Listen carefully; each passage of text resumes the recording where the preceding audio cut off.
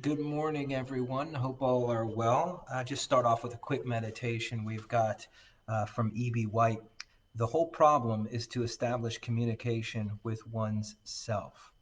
And I just like this that there's a problem that's hard for us to really communicate within ourselves, to even know what's going on with ourselves, to even know how we interact with ourselves. And I just like that it's a little bit of a problem, and that much of life is finding the solution to learn how to communicate with ourselves. So we're going to get back into Pirkei Avot for the next couple of moments, and um, let's get started. We've got we ended up yesterday talking about levels of importance of mitzvahs, and excuse me, I'm about to sneeze.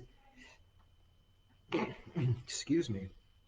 He used to say, so this is Ben Azai. Ben Azai used to say, "Do not be scornful of any person."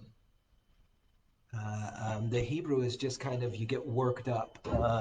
So, are there people out there in the world that work you up? Are there people out in the world that when you interact with them, it kind of gets you going a little bit, maybe in a negative way, that you have a reaction, right? Just as there are people that we get excited to see, and we connect, and it's just like you bond very, very quickly. There are also people out there that when we interact with them, they just bring something out of us. It's not a testament to them being good or bad or anything. It's just an interaction. So do not be, don't get aroused like that by other people, is what he's saying. Do not be disdainful of anything. Our interactions with other people and situations, our reaction matters. In fact, when we used to talk about this to people who are looking to develop spiritually, good morning, that we should look and ought to look at ourselves as people who are trying to respond. We don't react. The idea was is that when we react, it's immediate. We're not coming from logic. We react to an email. We react to somebody's attitude towards us in line at the market. We react to things very quickly. The response is a little more subdued, a little more understanding, a little more logical, not from that emotional place. And so, what Ben Azai is saying is to do not be scornful of any person and do not be disdainful of anything. How is it that we're going to respond?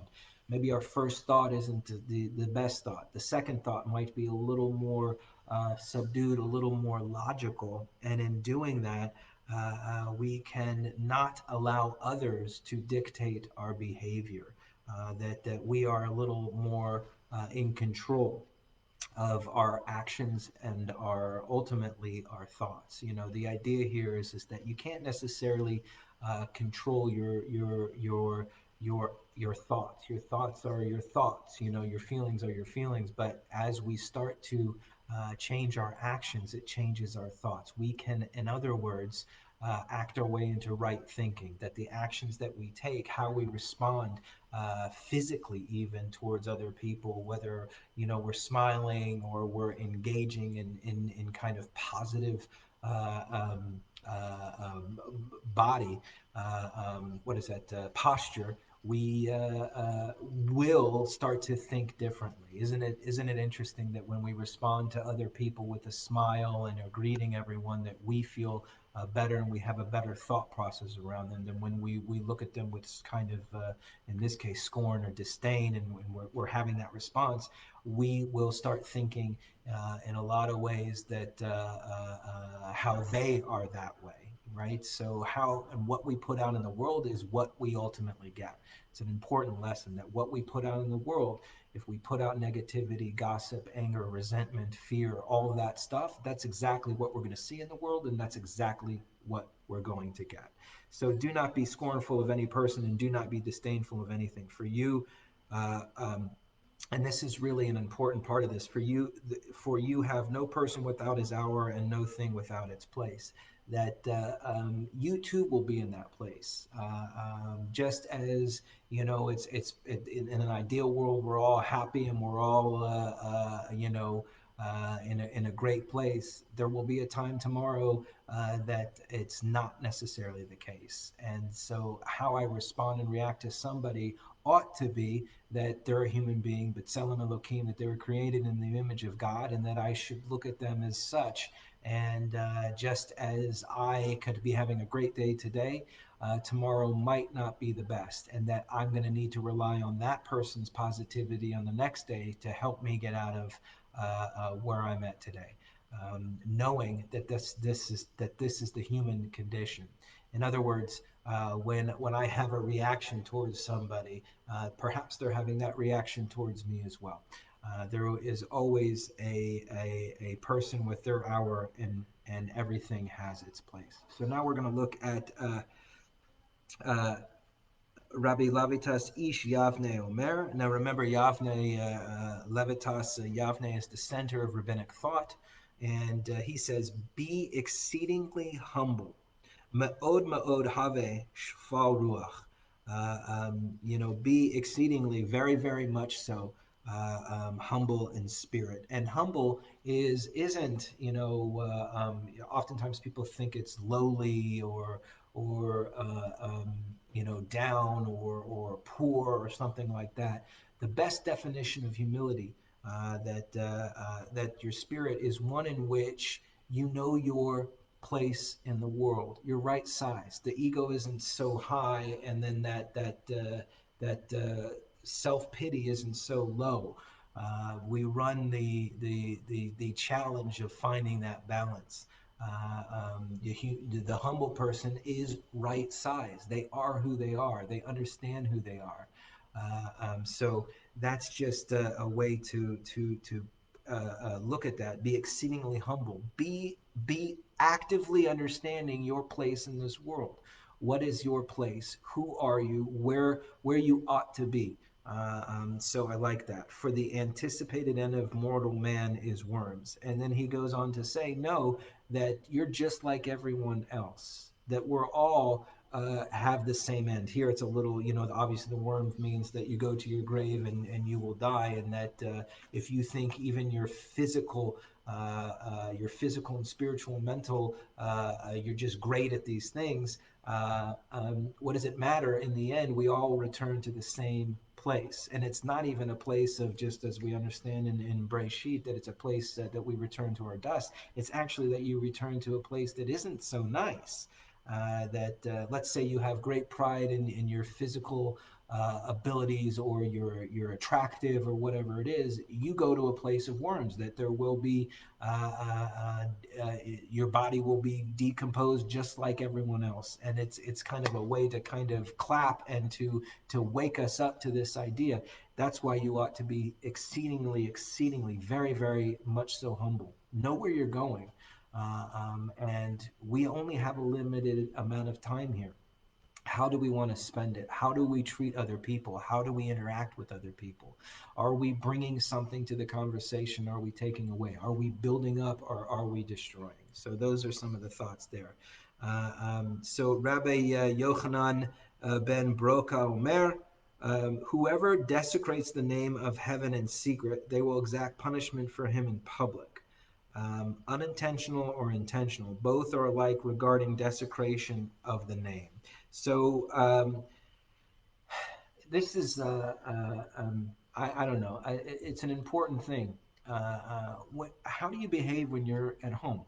How do you behave when you're by yourself?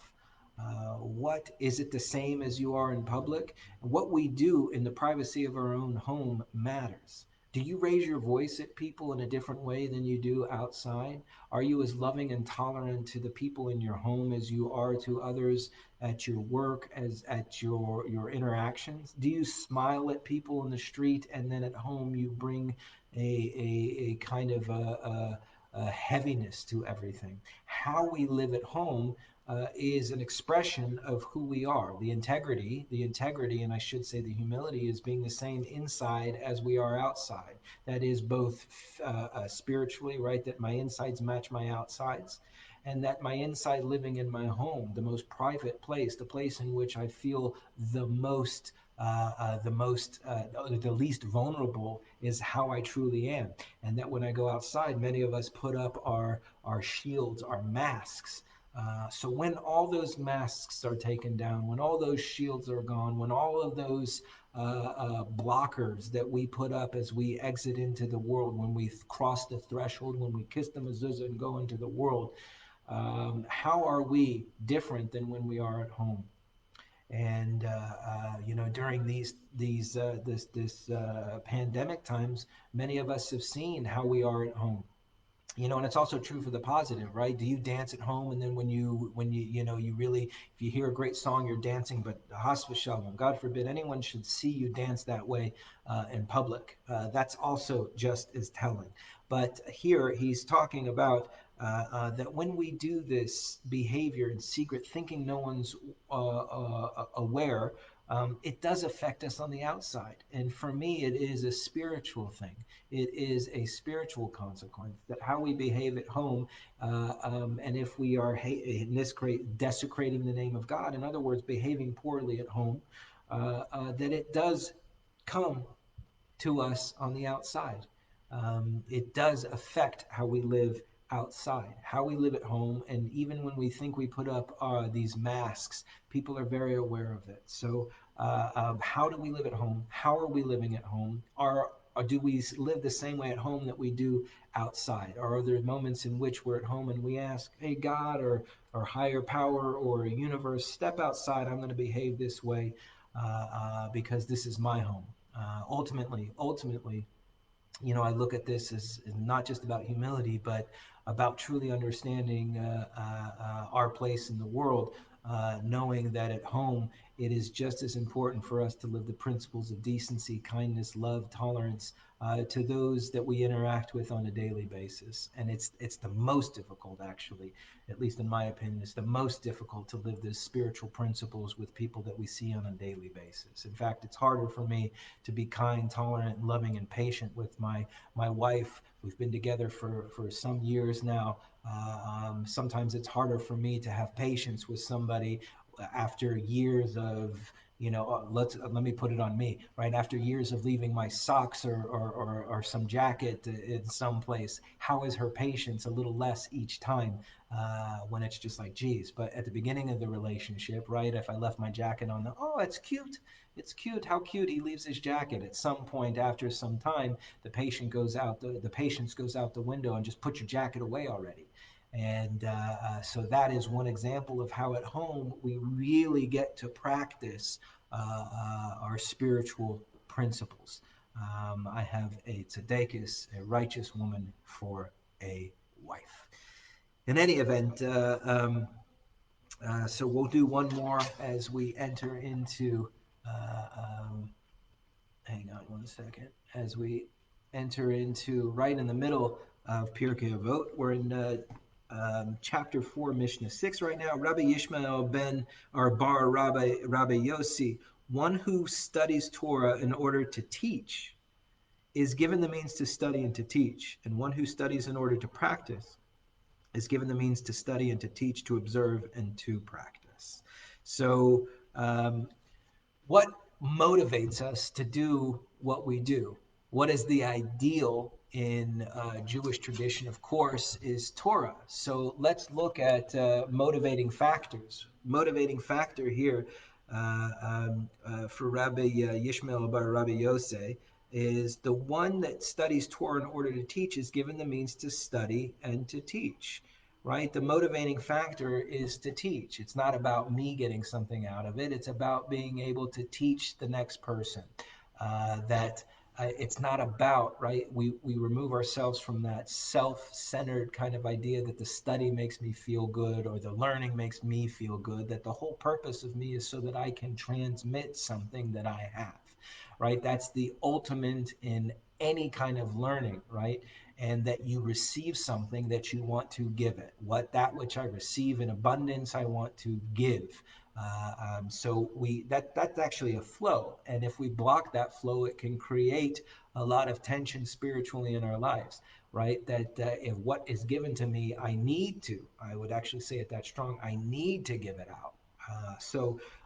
That person that studies in order to teach is given the means to study and to teach, and one who studies in order to practice, so that it's not just about at this point, it's one level higher, that it is going to dictate my actions, that my actions are important, how it penetrates into my life, how it penetrates into my behavior. That we're not doing this Pirkei Avot study just so that you can have some interesting thoughts about, some neat stuff somebody said a few thousand years ago, or the like. This is about you taking what it is that we're learning, taking the questions that are being asked and applying it to your life on a daily basis, so that you can live differently, so that you can grow, so that you can take some wisdom from this.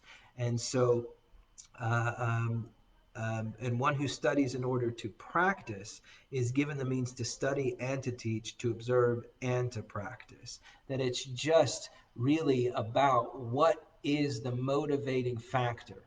Is this about your interest in growing and teaching and keeping that flow going, so that God can work through you, or that the universe can work through you? Or am I cutting myself off? Ideally, what it is that we learn ought to not just be an intellectual exercise, that it ought to dictate how we live in the world and how our behavior is. Very, very important. And in fact, that's one of the reasons why we say blessings, to set our mind right on the intent about what it is that we are about to enter into or endeavor upon, what it is that we are doing, how it is that we are trying to enter into this activity. That, again, in this particular instance, that this Pirkei Avot study is for us. Yes, it's fun to have an intellectual and to think about things, but that if it doesn't change my behavior, what are we doing this for? So we'll do, you know what, we're going to actually stop today. We'll pick up tomorrow with Rabbi Tzadok, and this is one of my favorite sayings. We'll just actually we'll end with this, and we'll start with it tomorrow. Al tifros min hatzibur. Do not separate yourself from the community. This is a time in which it does feel like we are very, very separate. If you're like me, it can be very challenging not to be interacting with people on a daily basis, how I had become accustomed to doing so over the course of many, many years. I became accustomed to this particular aspect of people in my life, and then services and so on. Every little place in which I was able to interact with people. And now it feels like we all were forced to separate immediately. The biggest challenge there is that it wasn't by our choice. It was really forced upon us to do this, and then we're left to deal with new ways in which to connect with the community, come together as a community. We've tried to provide many ways within our community to do that, but it's also incumbent upon us to reach out to the community. It isn't a question about whether or not nobody's calling me. Who are you calling? It's not a question of whether or not they asked me to this or did something to this. It's really at a point where we need to reach out and let people know our needs and what we need and what we want. That's a little different than oftentimes being aware of when other people are in need. So this is a challenge for us. This is a dynamic in which we are working on. Uh, um, Roger's coming in. Yeah, right. I love it. Roger says, I was talking about my wife, and Roger says, wait till you've been 46 years. 40, Mazel tov, Mazel tov. That's a big deal. Al tifros min hatzibur. Do not separate yourself from the community. In other words, if we're in the middle, we'll talk more about this tomorrow because it's one of my favorite. If you're in the middle, imagine a circle. Imagine a circle, and that's your community. If you're in the middle of that circle, it's very hard to fall off the sides. We desperately need to be in the middle, whether it's uncomfortable, you don't like it at times, you don't want to at times, you want to at times, right? That's how a community works. There are people that are very active at times and others that are not, but it's our responsibility to be in the middle, because more often than not, one of the scariest things is that, and we've seen it even within our community, or just imagine your own community, that when people fall off the sides, whatever happened to so and so, and we don't know. Or do you remember so and so? Oh yeah, they were there. They were great. I love them. I love them. Whatever happened to them? Oh, they moved. That is the antithesis of community. But community, we are all responsible to make sure that we don't separate, that we stick in the middle, and certainly at times like these. So we will pause there. We're going to pick up right there tomorrow with Rabbi Tzadok Al Tifros Min Hatzibor. Do not separate yourself from the community. Have a great day.